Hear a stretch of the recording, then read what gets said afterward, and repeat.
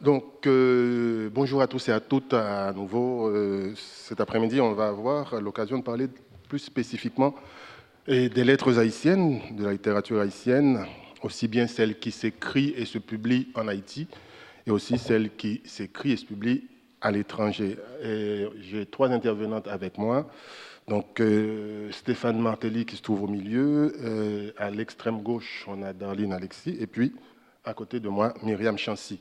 On commencera avec Stéphane Martelly, qui est à la fois écrivaine, plasticienne et universitaire.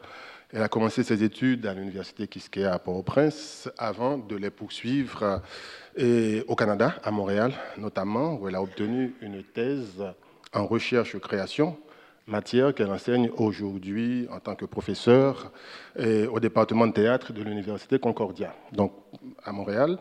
Mais aux dernières nouvelles, elle va être l'année prochaine, je peux en parler, vous m'aviez dit, à l'université Sherbrooke, toujours au Canada. Et parmi ces publications, je citerai en particulier un essai en recherche-création intitulé « Les jeux du dissemblable, folie, marge et féminin en littérature haïtienne contemporaine », publié il y a de cela 3 ans aux éditions Nota Bene et qui va être réédité en France l'année prochaine.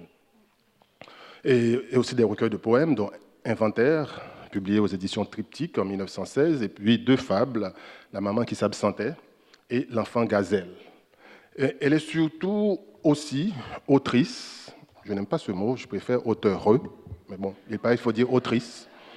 Autrice d'une monographie sur le poète haïtien Clément Magloire Saint-Aude, Le sujet opaque, paru déjà il y a 18 ans, et alors qu'elle fait très jeune, dont elle nous parlera sûrement dans son intervention. Aborder Haïti littéraire par ses marges, élaboration et péril du sujet poétique chez Saint-Aude et d'Avertige. Donc Haïti littéraire, groupe et mouvement du début des années 60 qui introduit des ruptures importantes dans le champ littéraire haïtien de l'époque et auxquelles sont d'ordinaire associés les noms de 5 poètes qu'on connaît, dont le chef de file Anthony Phelps, et ensuite Villard-Denis, dit d'Avertige, René Philoctète, Roland Morisseau et Serge Le Gagneur. On y associe aussi parfois en marge 2 femmes, Jacqueline Boger et Janine Tavernier, mais c'est très rare qu'on parle de Saint-Aude en tant qu'écrivain qui a écrit en marge d'Haïti et littéraire. Donc j'imagine que tous ceux qui connaissent un peu, qui sont intéressés à la littérature haïtienne, ont envie d'entendre Stéphane Martelly nous parler d'aborder Haïti littéraire par ses marges, élaboration et péril du sujet poétique chez Saint-Aude et d'Avertige. À vous, Stéphane. Merci beaucoup. Je ne sais pas si vous m'entendez. Est-ce que c'est trop loin? Ça va? Donc, je voudrais commencer par remercier Yannick Laens et le Collège de France pour cette très belle invitation qui m'autorise à vous parler de littérature en vraiment très belle compagnie depuis ce matin. Il faut avouer que penser avec tant d'estimés collègues aux fondements et aux modalités de l'univers culturel haïtien est décidément un grand honneur, tout en venant à point nommé dans une période tumultueuse du côté de l'Atlantique qui nous intéresse, donc le pays haïtien réel, et certainement période sensible de ce côté-ci aussi, où les mémoires non métabolisées s'entrechoquent, dans l'espoir peut-être d'échapper quelquefois seulement à leur impitoyable actualisation dans le présent. De toutes les façons, ce n'est jamais une erreur que de commencer par la littérature. Haïti est avant tout une fiction, une puissante et invincible idée qui nous ancre dans le particulier de notre expérience du monde et qui ouvre les possibles, comme toute création, des imaginaires inespérés, autorisés par la faille même qui les crée. Une configuration inédite, certainement imprévisible, comme dirait Glissant, qui nous propose une complexe et faillible universalité. C'est le sens profond de l'invitation de Yannick Laens aujourd'hui, un sens que je m'efforcerai d'honorer par ces quelques réflexions sur Haïti littéraire, l'un des plus importants mouvements et peut-être le dernier mouvement littéraire haïtien du XXe siècle, en discutant de ce que ce mouvement porté principalement par des poètes, revivifiant la racine donc poïenne qui indique le faire, va créer dans ce que Foucault aurait appelé la nappe discursive du paysage littéraire haïtien. Je me risquerai plutôt que de simplement présenter ce mouvement dans mon propos, à en examiner les marges. voir ce que celles-ci, toujours éloquentes, peuvent nous apprendre de ce mouvement de l'histoire littéraire haïtienne. Anthony Phelps, dernier survivant de ce groupe lumineux qui nous a fait si profondément entrer dans la poésie contemporaine, n'aurait peut-être pas désapprouvé cette approche du point de vue de l'extériorité, lui qui nous avait averti, et je cite, « Je suis l'aubin des hommes de ma race, je suis celui qui sort de toutes parts, qui n'est point d'ici. » Formé dans les années 60 par les poètes Anthony Phelps, Serge Le Gagneur, Roland Morisseau, René Philoctète d'Avertige, qui est le nom de plume de Villardeny, et plus brièvement Auguste Ténor, sous les auspices bienveillants et complices de Marie Vieux, dite Chauvet, attirant dans son sillage bien des poètes comme Janine Tavernier, Jacqueline Baugé, et des romanciers comme Émile Olivier, Haïti littéraire est avant tout un mouvement de poètes. Auteur d'une poésie lyrique, axée sur un usage très précis, voire rigoureux de la langue, rejetant les écueils d'une négritude vieillissante et libérant la création de l'assignation identitaire ou idéologique, et ce, au même moment où, et je cite Anthony Phelps, s'étendait l'ombre grandissante de la dictature. Ces écrivains tentent donc de faire œuvre de poésie pour contrer ce sordide étranglement. Il en découlera une poésie riche, engagée envers elle-même, portant la lourde tâche d'une autre forme d'authenticité, à travers un engagement envers leur univers immédiat et un certain surréalisme. Désormais et dorénavant, comme le mentionne le critique Max Dominique, la poésie haïtienne s'écrira autrement. Pourquoi alors s'interroger sur les marges du mouvement le plus connu du XXe siècle littéraire haïtien alors qu'il y aurait tant à en dire? C'est qu'il me semble néanmoins que poser de telles questions, c'est avant tout remarquer que Haïti littéraire n'aurait pas pu émerger sans ce qui avait été fait ou réglé avant, soit l'affirmation de la dignité de la personne noire, libérée par ses propres œuvres de l'esclavage, qui repose sur la fondation même de la nation haïtienne, et les premières configurations qui ont succédé à cette fondation, les explorations réalistes et romantiques des décennies subséquentes, l'avènement de l'indigénisme et de la négritude qui exploreront les origines locales et africaines de ces configurations pour les rapatrier vers la littérature. Alors seulement pouvait-on reprendre, en le bonifiant, ce que Zerviller espérait d'universel dans notre littérature, alors pouvait-on actualiser ce que Nau, Brière, Roumain pouvaient formuler du pays réel, du pays rêvé, de ses mythes et territoires originels, dans leur puissance et leurs contradictions. Haïti littéraire n'aurait pas trouvé son accomplissement sans les brèches ouvertes par Magloire Saint-Aude, de son vrai nom Clément Magloire, poète souvent qualifié d'hermétique, qui précédait leurs efforts de 20 ans, et sans cette marge du dedans constituée par l'œuvre de Davertige, qui porte les aspirations profondes du groupe à une forme d'accomplissement. Ensuite, c'est prendre la mesure que poser de telles questions sur un mouvement de poésie dans le contexte haïtien d'alors, c'est s'intéresser plus finement à ce mouvement que le simple récit de cette fraternité entre poètes, tant de fois rapporté, c'est se questionner finalement sur le statut de la langue et du sujet en littérature haïtienne, ce qui repousse les questions à la fois du côté du réel et celui de la littérature. Et c'est s'intéresser d'une certaine façon à une poétique qui traverse le champ littéraire de l'époque, et donc se préoccuper, comme les 5 d'Haïti littéraire, avant tout de l'écriture, cette condition de tout texte où s'évanouit et s'attarde la figure de l'écrivain, condition à la fois de l'espace où il se disperse et du temps où il se déploie. Cette marge littéraire, je l'aperçois chez ces 2 poètes, Magloire Saint-Aude, qui ayant publié la majorité de son œuvre dans les années 40, le précède, et Davertige, qui est inclus dans Haïti littéraire, mais qui produit, comme Magloire Saint-Aude, une œuvre d'une grande singularité et influence qui déborde largement les contours du mouvement. Donc, commençons donc par Magloire Saint-Aude. Entre 1941 et 1956, Magloire Saint-Aude publie l'essentiel de son œuvre poétique. Une œuvre qui, par son hermétisme clairement assumé, embarrassera plus d'un, mais qui assez rapidement aussi sera reconnue comme l'une des œuvres capitales de la modernité poétique haïtienne, et fera sortir celle-ci des discours ressassés sur l'identité ou la négritude, pour citer le beau néologisme de Georges Castrat. Dialogue de mes lampes, Tabou et Déchu, ce sont les 3 titres, sont 3 minces recueils dont le plus volumineux ne dépasse pas la 15aine de textes. Donc, mon propos dans ce travail antérieur était de démontrer que dans cette poésie se jouait la trame complexe d'un sujet poétique dont l'esthétique, le projet, la poétique étaient ceux de l'opacité. Pour interpréter donc cette poésie, le caractère opaque du sujet devait être, à mon avis, abordé sans violence et devait être résolument pris en compte dans le geste même de la compréhension et de l'interprétation.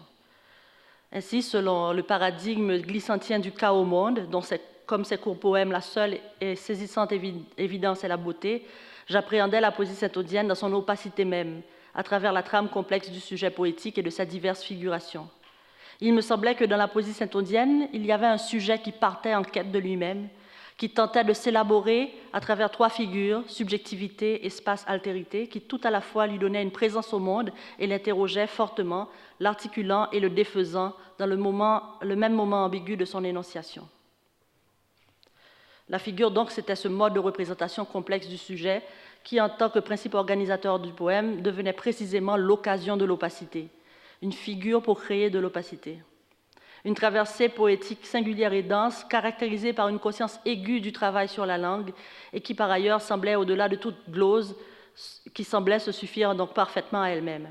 Cette évolution est très importante, parce que c'est celle-ci qui, précisément, va interrompre la tentative d'une identité de soi à soi qu'avait mobilisée la période précédente de l'indigénisme et de la négritude, même si cette identité était fantasmée sur les rives de l'authentique culture haïtienne et d'une africanité mythique, pour se tourner vers un rapport, dans chez Magloire Saint-Aude, au corps, mais un rapport au corps qui n'est créé que d'écriture, qui traverse l'écriture elle-même. Donc, en s'énonçant par les trois niveaux de figuration, que sont la subjectivité, l'espace et l'altérité, le sujet des poèmes saint-audiens les déjoue et les redéfinit. La subjectivité déborde d'elle-même de toutes parts, l'espace est retracé et revisité, l'altérité aussi entre le proche et le lointain du sujet. Il est alors ainsi propulsé dans l'autre du langage, dans une radicalité d'un geste qui refuse toute reconnaissance, toute linéarité, tout repère habituel. L'opacité du texte de Magloire Saint-Aude est en effet au moins double.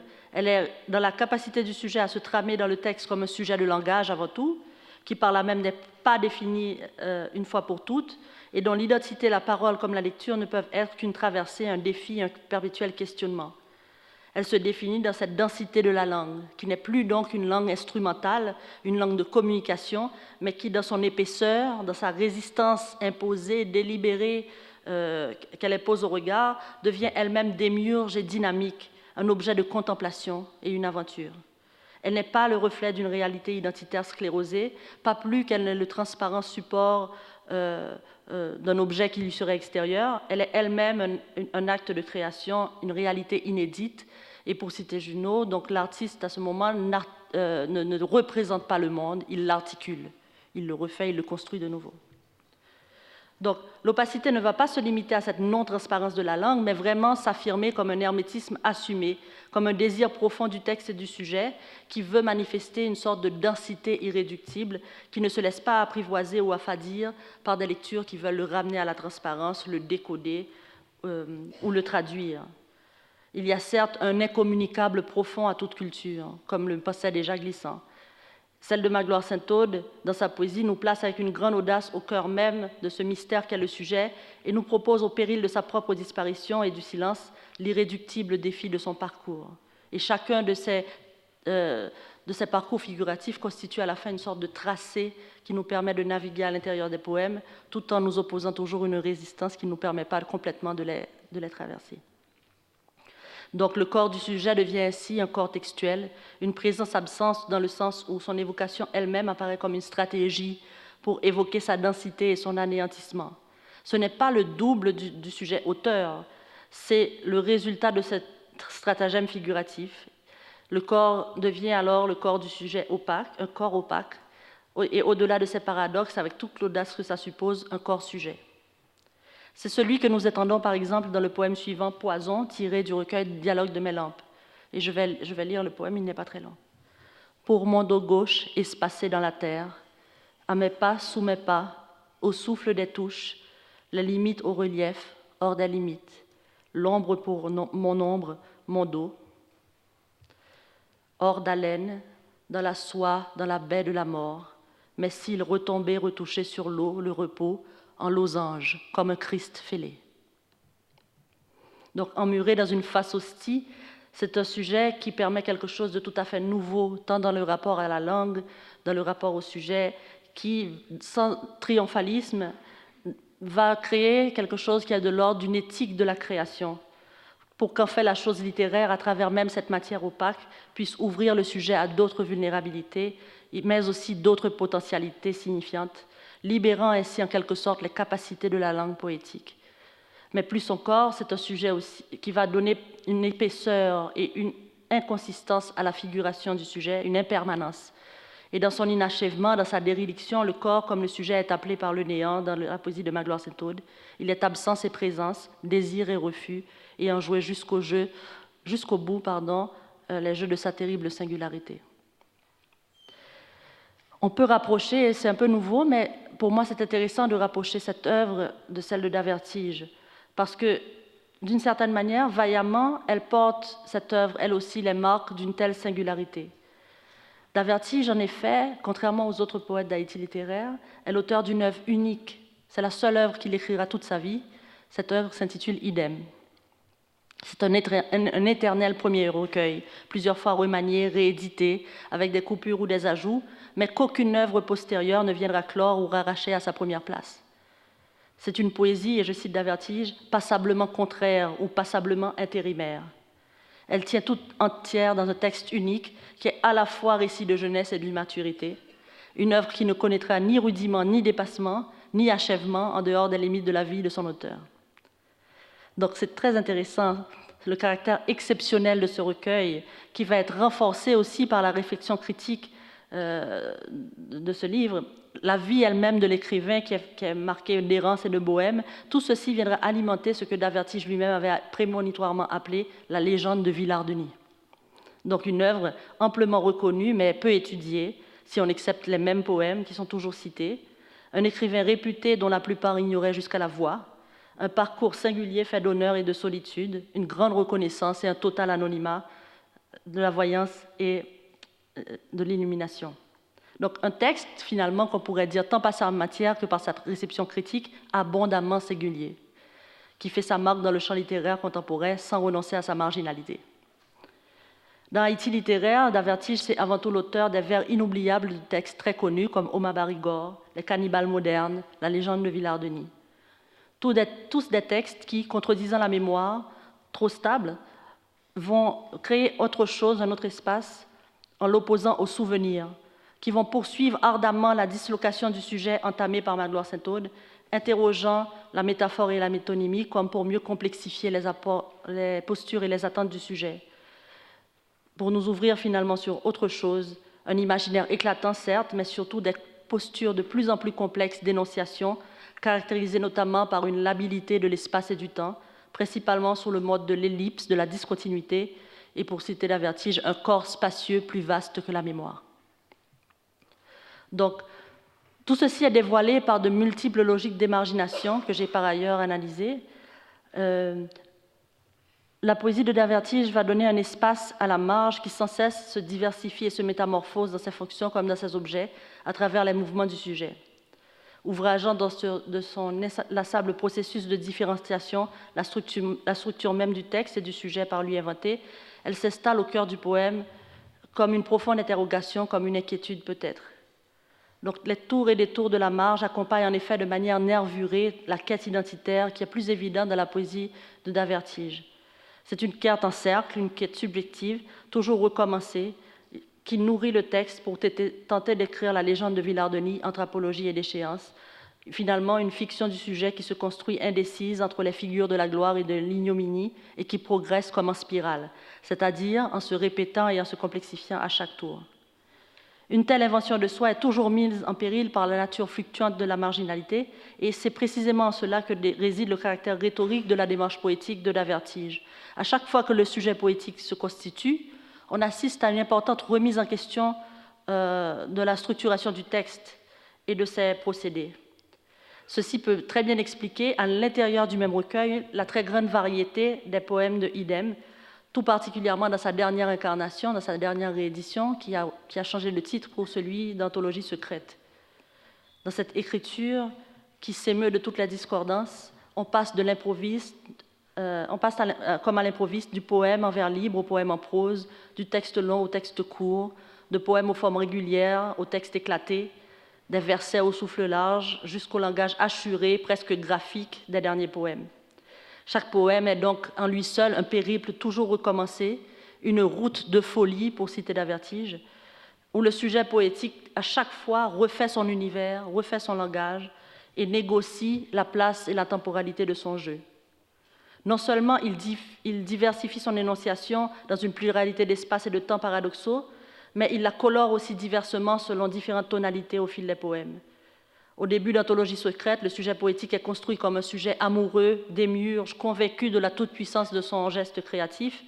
Peu à peu, il devient incertain, précaire, confronté à un univers hostile, pour aboutir finalement, dans les derniers poèmes, à une version complètement éclatée de lui-même, où le jeu n'est même plus présent, où c'est une poésie carrément objective. Donc cette évolution profonde du sujet du début à la fin a elle-même quelque chose d'initiatique qui va doubler les tracés à l'intérieur de chacun des poèmes. Mais en plus, là ne s'arrête pas la métamorphose du texte d'Avertige, puisque ce texte a été réédité 3 ou 4 fois.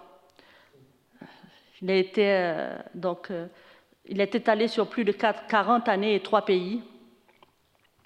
Et il y a eu plusieurs transformations sur le texte initial, des transformations notables. Il y a des textes qui sont enlevés, il y a des textes qui sont ajoutés, il y a des textes qui fusionnent. Mais curieusement, de l'édition de 62 à celle de 2003, on a l'impression, non pas que le texte se raffine, mais au contraire qu'il est en train de se détruire.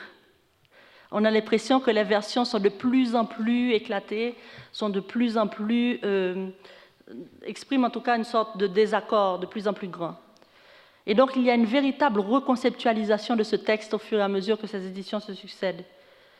Donc la première édition qui a changé finalement le titre, c'était peut-être le coup de grâce, d'enlever finalement le titre de Idem pour celui d'Anthologie secrète, est un peu l'accomplissement de ce travail iconoclaste qui semble effriter le texte plutôt que de le consolider. Devant une telle impatience rageuse qui est le contraire de l'art, ça c'était une des premières critiques de Idem, les marges prolifèrent dans le corps de l'écriture pour en faire un sujet mouvement, instable, prêt à la réécriture ou à l'effacement, qui au lieu d'être figé dans la consécration, est tout au contraire étrangement encanaillé et démultiplié dans ses possibilités de lecture. D'Avertige lui-même disait « À distance, je regarde comme en une fin d'après-midi de dimanche les bévues de Idem avec admiration.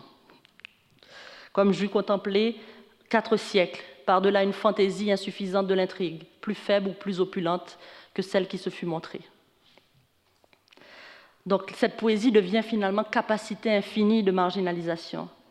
Elle met en jeu non seulement le sujet, mais les formes, les tonalités du texte, et même la pérennité de l'œuvre écrite. Elle mobilise donc tous les aspects de la marge, comme pour mieux fragiliser la mémoire et inscrire cette troublante légende qui, somme toute, outrepasse, même à travers le souvenir personnel, toute durée, toute certitude, toute permanence.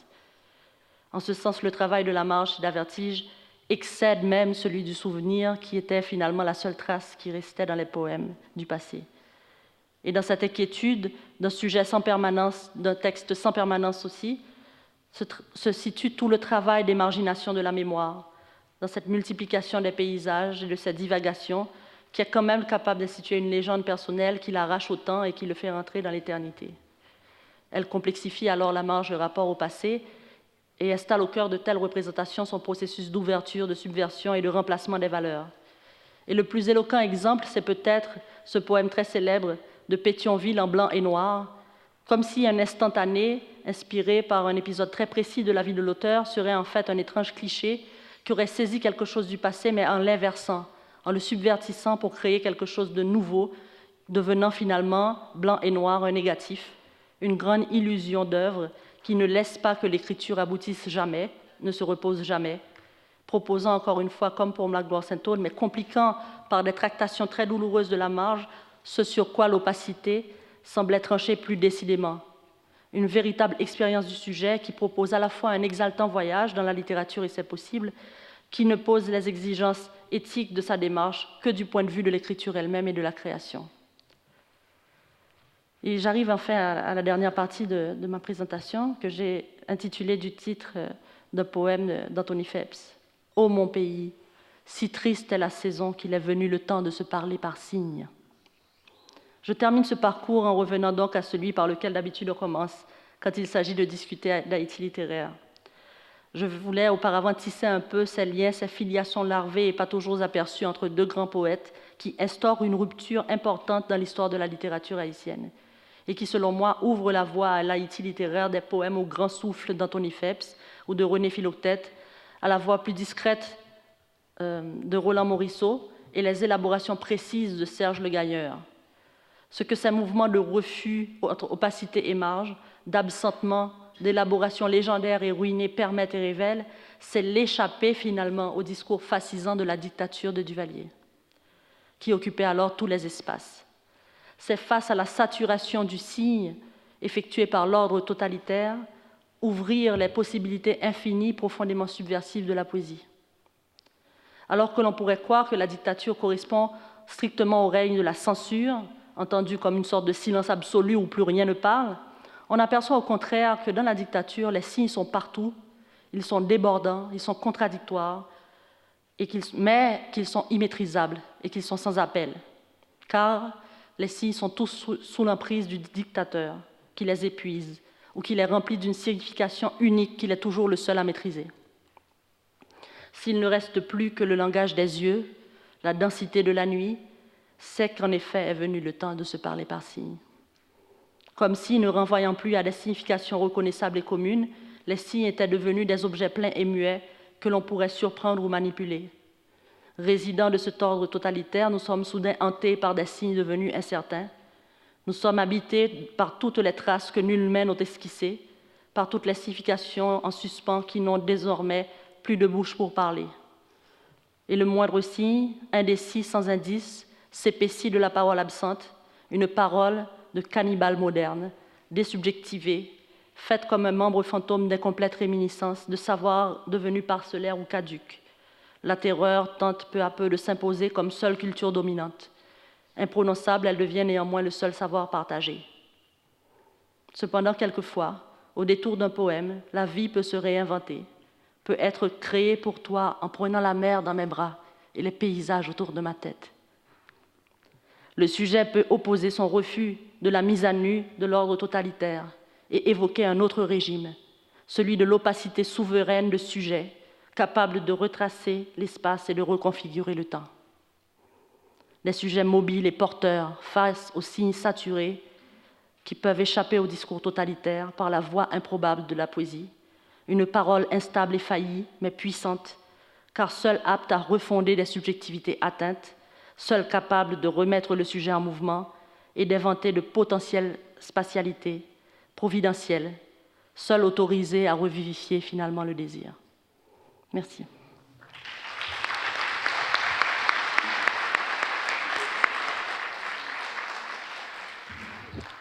Merci Stéphane Martelly pour cette très belle analyse de deux grandes figures de la modernité littéraire haïtienne, des gens qui nous quand même appris, parce que vous avez parlé tout à l'heure d'ombre grandissante de la dictature, peut-être que Darline nous en parlera un petit peu plus, mais comment la dictature a, sans le vouloir, débouché en fait sur une nouvelle forme d'écriture. Et chez ces poètes-là, je me rappelle une anecdote d'Anthony Phelps, quand on était venu l'arrêter pour la première fois. Il avait déjà le texte de Mon pays que voici enregistré, et puis l'officier qui était venu l'arrêter a commencé à écouter les premières minutes du texte. Il n'a rien compris apparemment. Il a dit « Ah, mon cher Phelps, reprends tes bêtises ». Donc il lui a redonné comment dire les textes, parce que pour lui, c'était quelque chose d'illisible, d'incompréhensible. Donc...